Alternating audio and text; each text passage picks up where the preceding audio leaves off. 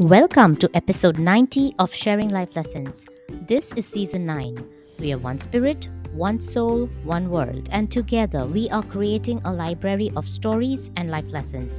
I am your host Hamidah, and I want to bring you stories because stories matter, stories inspire, stories teach, and stories heal.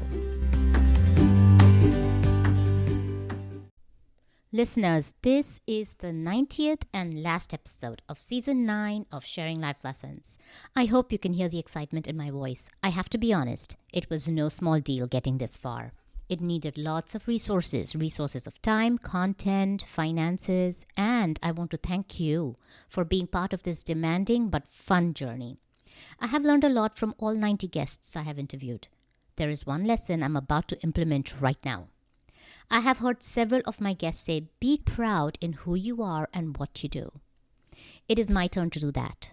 I am proud of myself for bringing you 90 wonderful episodes with joy.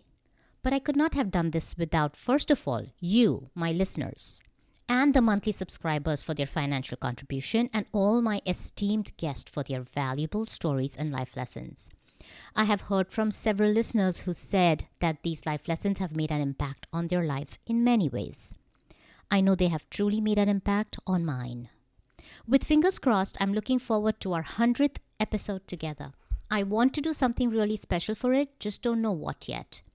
If you have ideas and suggestions, please write a comment on YouTube or write to me directly at sharinglifelessons101@gmail.com. I have a perfect quote to begin today's special episode. These are words of no other but Nelson Mandela. And he says, "Our deepest fear is not that we are inadequate. Our deepest fear is that we are powerful beyond measure. It is our light, not our darkness, that most frightens us. We ask ourselves, who am I to be brilliant, gorgeous, talented, and fabulous? Actually, who are you not to be? You are a child of God. Your playing small doesn't serve the world. There is nothing enlightened about shrinking so that other people won't feel insecure around you. Let me repeat this. There is nothing enlightened about shrinking so that other people won't feel insecure around you. We were born to make manifest the glory of God that is within us. It's not just in some of us. It is in everyone. And as we let our own light shine, we unconsciously give other people permission to do the same. As we are liberated from our own fear, our presence automatically liberates others." I could use this quote as my lifelong mantra. Of course, to end this season, I have a super special guest for you. And we are going to be talking about the law of attraction, a topic that I've been meaning to cover for a really long time, but did not find the right guest for it. I guess I manifested our special guest so that we could talk about the law of attraction. She was also a guest for the 46th episode, so she is our boomerang guest. If you have not heard the 46th episode already, I would highly recommend that you listen to it. She is a licensed professional counselor and spiritual coach who combines her background and training in psychology and counseling with her intuitive gifts to help clients heal, grow, and realize their spiritual and full personal potential. Everyone, join me in welcoming Victoria Shaw. Welcome, Victoria, again to Sharing Life Lessons. It is wonderful to have you on the show. You were on my show as my 46th episode guest. I told you right before the interview that I listened to number 46 many times. If anyone wants any recommendations, I guide them to number 46. I love that episode, and I'm really thankful to you for coming back on the show. Thank you so much. And thank you so much for having me back on the show. I have so much fun chatting with you. So I really appreciate it. Let's make this one fun too, Victoria. Let me give you the spotlight for a bit so that you can talk about yourself. Let the listeners know who you are. I'm Victoria Shaw, and my work is a combination of my background and training in counseling and psychology, with intuition and intuitive guidance. And about, oh my God, it's getting on a lot of years, maybe like 15, 16 years ago, maybe even a little more, because math is not my thing. I felt like something was not, there was something in my life that I was supposed to be doing, and I didn't know what it was. I was a stay-at-home mom. I had all these degrees. I had a PhD in psychology. I had written 4 self-help books. So I had a lot of that behind me, but I was kind of at a crossroads. I didn't know what I was supposed to be doing. And at the same time, my kids were struggling. And so in the course of their struggling, I had a really out of the box pediatrician, and he started connecting me with all of these very out of the box kinds of people, like acupuncturists and energy healers and astrologers. And each one kind of stretched my mind a little bit about what was possible. And each one also kept giving me this consistent message about myself, which was that I was highly intuitive, that my intuition was a big part of what I was here to do, and that I better start working on developing it. And as always, sometimes, especially when around those big life changes, you have to hear a message a bunch of times until it sinks in. But eventually it sunk in. And I made that commitment to reconnect with my inner knowing. And then everything about my life changed, and it changed fast. I realized I had this ability to read people and to receive guidance for people and to point people on their own growth and healing journeys. So because of that, and because of the way the information was coming through, I immediately went back to school because, I already had 2 advanced degrees. Why not grab one more? And, and I got a master's of counseling. And so I got a lot of counseling skills in that background. And then I put the 2 things together, and I've been running with it ever since. So I have a client base all over the world where I combine that kind of background I have in psychology with the intuitive guidance that comes through for me, for my clients. I also have a podcast of my own, Intuitive Connection, where I share a lot of guidance around how you too can develop your intuition, and then all things spirituality as well, and how to deepen that spiritual connection. Because I believe our intuition, which is that way of knowing that we all have, that doesn't come from our brains, but comes from our deeper inner selves. I believe that's our connection to our soul, to our higher selves, to our spirit, to source, to God, however you want to look at it. We all have it. And when we start to align with that higher wisdom, that's when we start to live the life that our soul and our spirit has planned for us. So I like to help other people start doing that too, because it makes life a lot more fun. And we are all connected. And the more we can help ourselves build our intuition and uplift each other and together uplift ourselves, there'll be universal transformation, which is what I'm hoping for in 2022. Yes. And I think we are there. I think that right now things look real dark, oddly enough, because so much light is coming in to the planet right now that it's illuminating everything that before you kind of knew it was there because you kept poking your elbows against it, but now you can see it, and you can see it clearly because it wants to be transformed. So I think while this for many of us feels like a difficult time, I think it's actually a truly transformative time where we're really seeing what wants to move, what wants to be released, so that we can move forward into more ease, joy, and grace. That is such an encouraging message. And for the listeners, I really like Victoria's podcast. The link to her podcast will be in the show notes. Victoria, tell us your story. I told you the main background of the story, and you had asked me before, which was how I got into doing this intuition thing. But you were asking me specifically about the law of attraction. Yes. And how did I get interested in the law of attraction? And the 2 things really go hand in hand, because when I started on that spiritual journey, law of attraction is sort of central to all of that. But I will tell you my own sort of story and experience with the law of attraction, because I think that A, it's kind of funny, and B, I think a lot of people relate to it.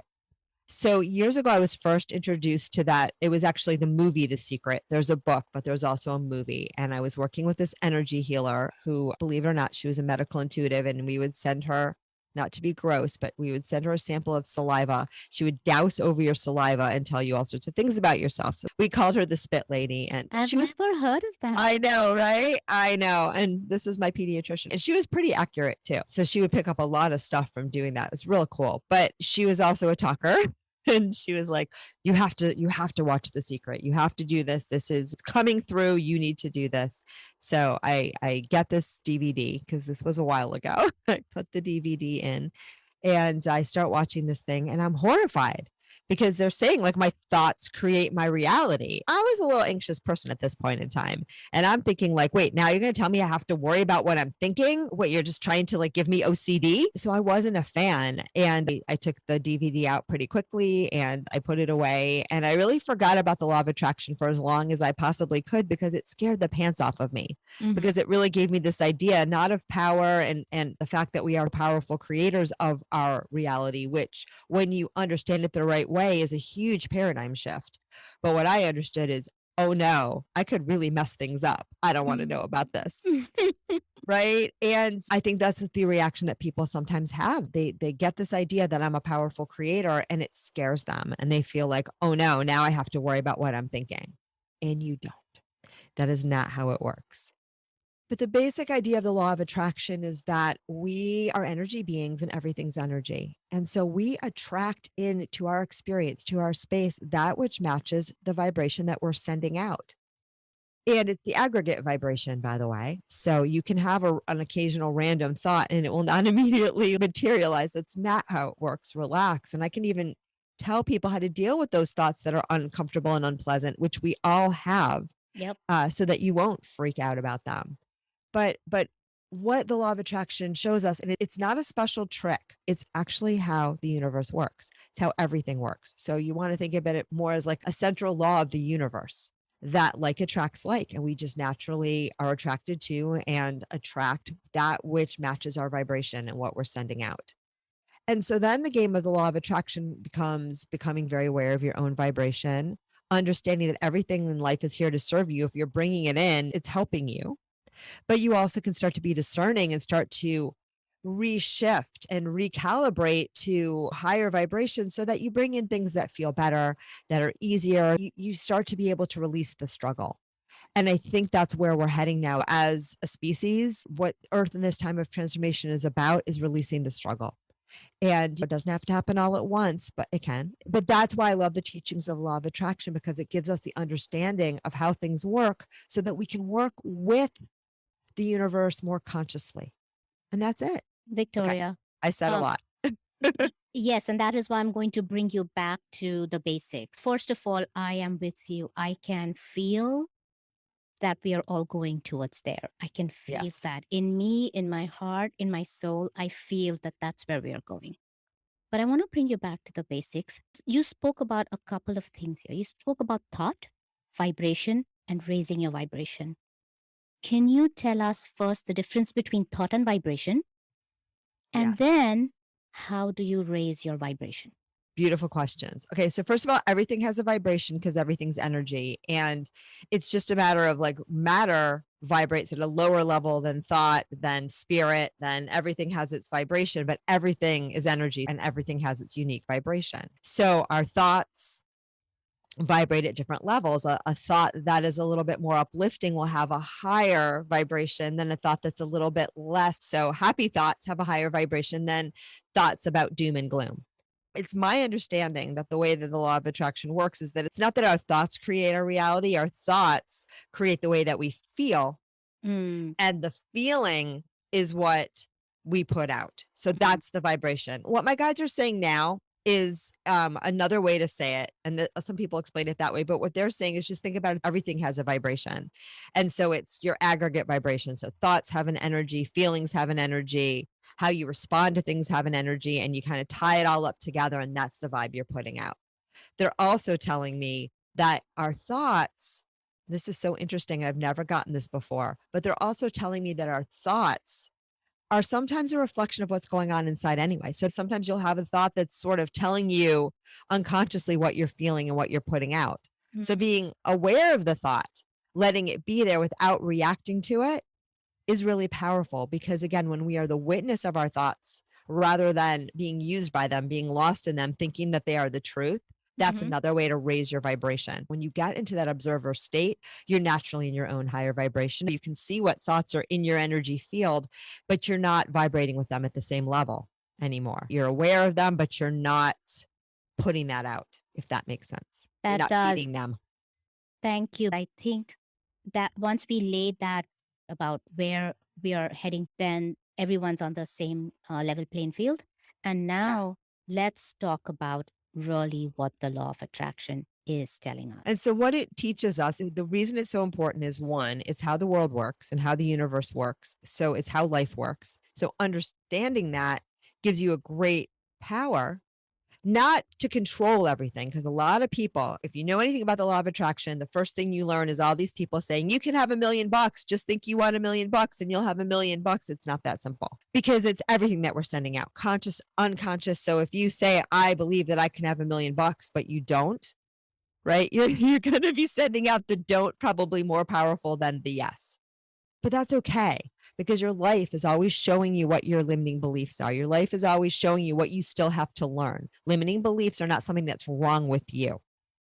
They're simply where your mind, body, humanness is still learning and growing and expanding. So it's just pointing the directions where you want to expand a little bit, and life will show you. Life will show you again and again. So I like to watch my life like a little bit of a mirror and see, like, oh, this is where I still have some beliefs that are in transformation. And then I just let that be there. And we can learn to work with the law of attraction to shift and to refocus on things that are more empowering. But I always like to look at it not as the desire to control life, because that will not get you very far and get you very much joy, but rather as a way to harmonize and flow with life, but flow with life more consciously. So, for those who are saying that I have been thinking about the $1,000,000, I have been Okay. believing that I am going to get $1,000,000, but I still don't see it, what do you tell them? Well, if you don't see it, it means that you don't totally believe it yet.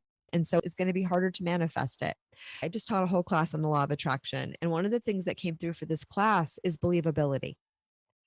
If you don't have that believability, right, you're not going to manifest something. You can say it a million times, but if you don't believe it truly, then that will not be the vibe you're sending out. Now, fear not, because part of the game is to increase the believability. And we can increase the believability sometimes by starting smaller. It might not be $1,000,000. It might be noticing when you get a little extra change, or you get that surprise refund from your taxes, or you find a penny on the street, right? Or a friend offers to buy you lunch. If you pay attention to all these ways where abundance is already happening for you, it starts to raise your vibe around money. It starts to increase your believability that I am abundance and that whatever I need will flow towards me. Sometimes around money, we have beliefs it's not safe or okay to have money. Some people believe, wow, rich people are mean. And if I really had enough money, I would be mean too. So sometimes we need to look at some of those things as well. What are our beliefs around this that might be working against our being able to flow what we need towards us? And abundance isn't just money, by the way. Abundance is Sure. just simply understanding that whatever you need will be provided if you allow yourself to flow with that. That's Sure. really, and then you don't even worry about how many dollars are in the bank because you know whatever you need will be provided. Yeah, I'm with you. Also, just want to add in there, you did say that either the believability is still not there or as strong as it needs to be, and you're still working towards getting to Mhm. that level of believability, right? Just have to be patient. And if you stop believing just because you don't see it, then of course it's never going to happen. So maybe Right. this is the universe telling you you need to build your believability till you can see it. Yes. And impatience, and I know of this well, impatience is a form of resistance, right? The only moment is now. And the more that we can flow with what's happening now, and believe me, I know sometimes it's really hard, but the more we can flow and accept what's happening now, the more we free ourselves up for transformation. The more we resist, right? So if you're like, why don't I have $1,000,000 yet? Why don't I have $1,000,000 yet? I keep asking for $1,000,000. I keep putting it out there. It's not there. What you're doing is resisting what is. You're also limiting yourself and resisting the possibility that it could come. And so you're moving against the flow of life, because the flow of life is always about vibing with whatever's happening now and trusting whatever is happening now is exactly as it should be and it's serving you. And whenever we can do that, and again, hello, human, you do your very best. But whenever you can do that, those moments are golden, because those are the moments where the light and love of your highest self and the universe will shine through you. And then the world is your oyster again. Beautiful, beautiful. Victoria, I want to also ask you this because you again touched upon this. When you say you don't have something that you want, you are adding resistance to your thoughts. Yes. So, What do you suggest that they do instead? Oftentimes we hear that the universe, when we put something out, doesn't hear. If you say, I don't want to be in pain anymore, what the universe will hear, or what we will stream back is in pain anymore, and pain will continue. And it's not, again, it's not a cruel joke. It's not a cruel joke. It's just that what you're focusing on in those moments is that you don't like the pain, and you're focusing on the pain. And therefore you are streaming in the pain. And look, you have to be human. Nobody likes to be in pain. I don't like to be in pain. It hurts. And so in those moments when I'm uncomfortable, what I do my very best to do is, oh, I know, sweetie, I know that hurts. I know you're scared. I soothe myself. I'm kind to myself. I know you don't like this. It's okay. And then I'll focus my attention on what feels better and whatever I can find often in the present moment to feel better too. Sometimes I will just think about a nice future thought that feels good, like I can imagine myself in a nice hot tub feeling like this will be over. And that can be great. But sometimes too, I'll focus on, okay, what can I do right now? Recently, I've been spending a lot of time because it's coming up on Valentine's Day. I don't know when this goes live, but that's when we're recording. And I've been spending a lot of time writing myself Valentine's cards, big, huge, colorful. I love you, Victoria, and this is what I love about you.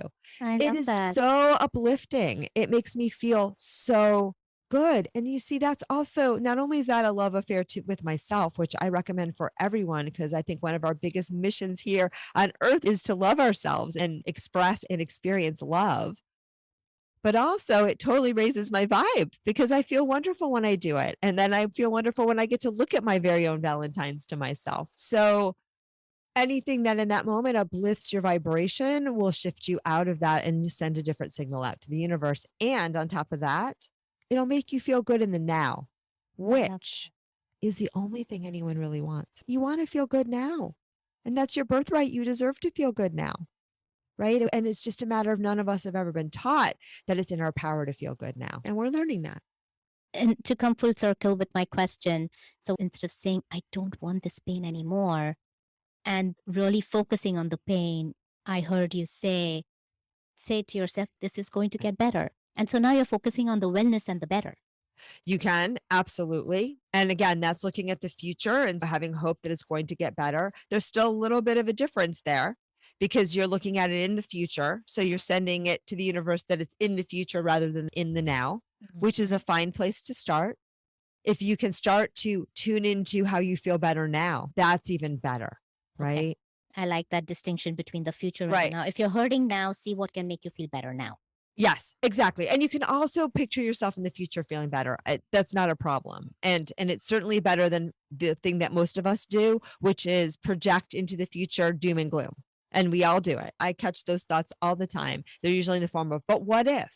But what if this? But what if that? And I just will gently say, yeah, thank you for sharing. And I don't have to give you attention right now. Like you're not helpful, but I appreciate you for showing up and trying to help me in that manner. But I'm good. And then I'll shift my attention to something else. One of my favorite takes on the law of attraction is by a healer called Marie Manuchehri. And I think she has like a radio show and all sorts of good stuff. But and I'm going to try to get her on my podcast, but she has a really cool little twist on affirmations and the law of attraction. And it's not the only way it works, but I think it's really sweet. She likes to say them in the form of what if. Just like your negative voice goes, what if, yeah, sure, I'm fine right now, but what if tomorrow the space satellite falls on my head? You don't need to worry about that one. But our brain will go there. She turns it around and her affirmations are always in the form of what if, but positive. What if I'm lovable? What if I'm healthy? What if I'm healed? What if I'm abundant? Because when we say what if, we don't get that counter voice so activated. It's gentler. Because sometimes too, when you put out an affirmation, and I love affirmations, but sometimes you put out affirmation and it's almost like a challenge to your mind to go, no, it's not. So sometimes that what if question, it just softens it a little bit. So I like that for people, especially us overthinkers, because the what if is just it's a gentler way to get in and it's using what your brain is wanting to do anyway and turning it around. That is such a nice alternative and a simple one too. So we've spoken a lot about various aspects of the law of attraction. And I think I probably will have to get you back for part 2 of this. I know, these are short. But I want your parting thoughts. Any parting thoughts for the listeners? Yeah. First of all, the law of attraction, like I said before, it's a fundamental, it's just how life works. We are all powerful creators and we are creating every moment, and every moment and everything that we create is serving us, because here on this human journey, it's all serving you. Tuning in and understanding that you have this power as a powerful creator is not about then disempowering yourself and saying, oh my God, so everything's my fault and I created all this misery. No, you did. You're learning through your attempts to learn to align more with your higher self and become a more powerful and conscious creator. But every creation you make is just right. This is just about becoming a little more aware, a little more conscious, so that you too can manifest more things that your soul wants you to experience. The other thing that I would say is we can use the law of attraction from our ego, from our small mind, from the part of us that feels like we don't have and we want. And I've seen people create amazing wealth and fame and all of those things. And there's nothing wrong with any of those things either. But for me, the best way to create is understanding that I'm co creating with my highest self. So always tuning into that and always letting my soul or my spirit guide me, which is where intuition comes in, and feeling into intuitively what's going to bring me joy, right? Where do I want to focus my energy and attention? Where do I want to create? When I do that, that's when I have the biggest bang for my buck. That's when I'm flowing the life and the purpose that my soul wants me to have. And that is where we experience true joy, which is what we all really want. Beautiful. Thank you for that parting message. That was really nice, Victoria. And I want to thank you again for being a guest on the 90th episode. You're ending my 9th season. So thank you for that. Wowza. Thank you so much. And thank you for having me. It's an honor. Listeners, there was so much that we covered in this episode regarding the law of attraction, the law on how the world works, and thus how our lives work. But we have only scratched the surface. There is so much more to discuss and learn. So, instead of key takeaways this time, let me summarize some of the basic components of the law of attraction that we discussed with Victoria Shaw. 1. The basic idea of the law of attraction is that we are energy beings and everything is energy. And so we attract into our experience, into our space, that which matches the vibration that we're sending out. Everything has a vibration. Thoughts have an energy, feelings have an energy, emotions have an energy, how you respond to things have an energy. And you kind of tie it all up together. And that's the aggregate vibe you're putting out. 2. Intuition doesn't come from our brains, but comes from our deeper inner selves. It is our connection to our soul, to our higher self, to our spirit, to source, to God, however you want to look at it. We all have it. And when we start to align with that higher wisdom, that's when we start to live the life that our soul and our spirit has planned for us.